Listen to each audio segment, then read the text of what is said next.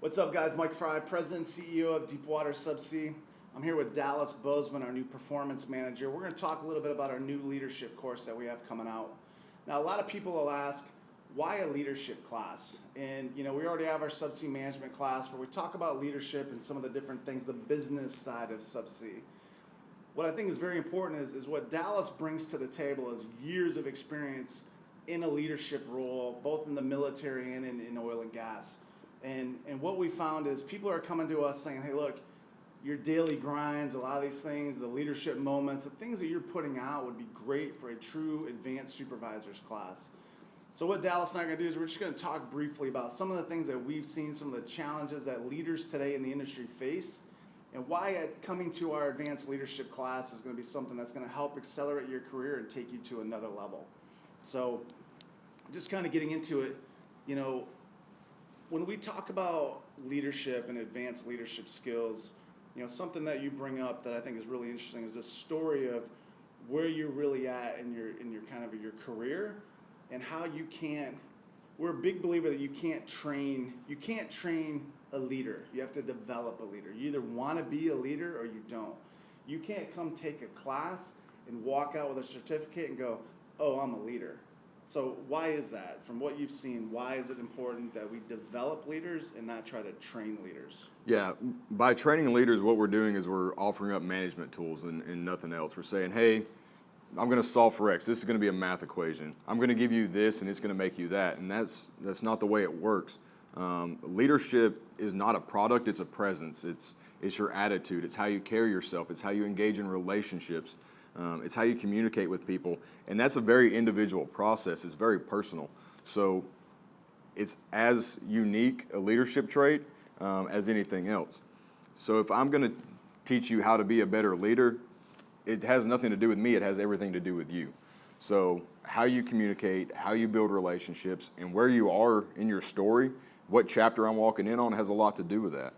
And it's something that's really interesting is people who have come through our subsea management class, everybody, and being honest, 100% of the evaluations say that this is a mentoring class more than it is a true PowerPoint presentation class. And the reason we built it that way is everybody learns differently. And I think it brings back to, we're going to give you tools for the toolbox. We're going to teach you how to, if you can't develop yourself, how are you supposed to develop the people that work for you? If you don't understand the way your boss thinks, then how do you develop the way that you think? And what's important is, so many people think that it's just a check the box. And being a leader and being a supervisor is not checking a box. You have to want to evolve in your career. And I think the industry as a whole, supervisors, doesn't matter what industry, the challenge that they face is everybody wants to move up. They want that succession plan. But they're not willing to look in the mirror, as I like to say, and go, what do I need to do to get to that next level? For us, when we built this advanced leadership class, this advanced supervisors class, one of the things that we look at is, communication skills, emotional intelligence. If you can't understand yourself, the triggers and the hot buttons that you have, how is that you're going to relate to somebody else? And something I think is very important, and Dallas has brought this up to me in the past, which is why I want to talk about it in this video real quick, is separating that we were coworkers and now I'm your supervisor. And what have you seen through the years of where that challenge, especially from the military side? You get promoted, and before we're boys, and now you're my boss. And how do we separate one from the other? Yeah, so we see this a lot, especially in the oil and gas industry, is guys working in a peer group as they come up, and then they come back a hitch later, and now we have a guy in a supervisory role and a guy in a subordinate role. And we still want to maintain that relationship. And the key to making both of those successful, both maintaining that relationship but also your professional relationship, is you immediately have to set expectations and boundaries. We have to come in and have an honest conversation and say, hey, this is a clear guideline of what I expect from you. This is all going to be performance-based. This is what I'm going to provide you. And then it becomes more about a process than it becomes about a person. Now, your accountability is based off what you said the expectations were and what you're going to provide me, and not about our personal relationship or how I felt about you or how we deal with each other outside of the work. And I think that's a big challenge for supervisors today is the fact that, as we've gone up through the industry, and you hear this term used all the time, it's like, oh, he's one of my boys. And when you put your boys around you, or your girls, or whatever demographic you have, what you find out is you cannot be an effective supervisor, because not only do they not take your leadership the way it needs to be taken, if I give Dallas, a task to do, and Dallas doesn't feel like he should be doing it, his pushback to me is, hey man, we're boys. Why are you being like this to me? I thought, you were going to take care of me.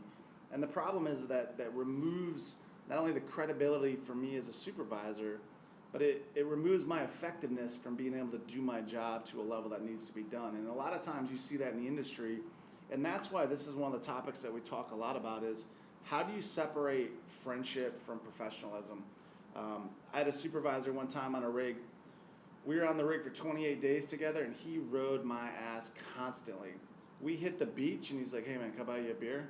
And I'm like, no, you can't buy me a beer. You were just an ass for 28 days. And he said, look, there's a difference between on the rig and on the beach. On the rig, I'm your supervisor. I have a job to do. I have a task to execute. We're back on the beach, now we're back to the way things used to be. And for me, it was, the challenge is so many people want to be, hey, you're my friend. And then what they find out is that their leadership becomes ineffective. And so that's one of the things that we really focus on in this advanced leadership training is, how do you develop as a supervisor, get better at the tasks that you're supposed to do, and at the same time still maintain that high level of efficiency and effectiveness with the peer groups that you work with. So Dallas and I look forward to having you in the class. Look for more leadership moments coming here in the next couple of weeks. Dallas, like we do with the Daily Grind, Dallas is going to be putting out his leadership moments.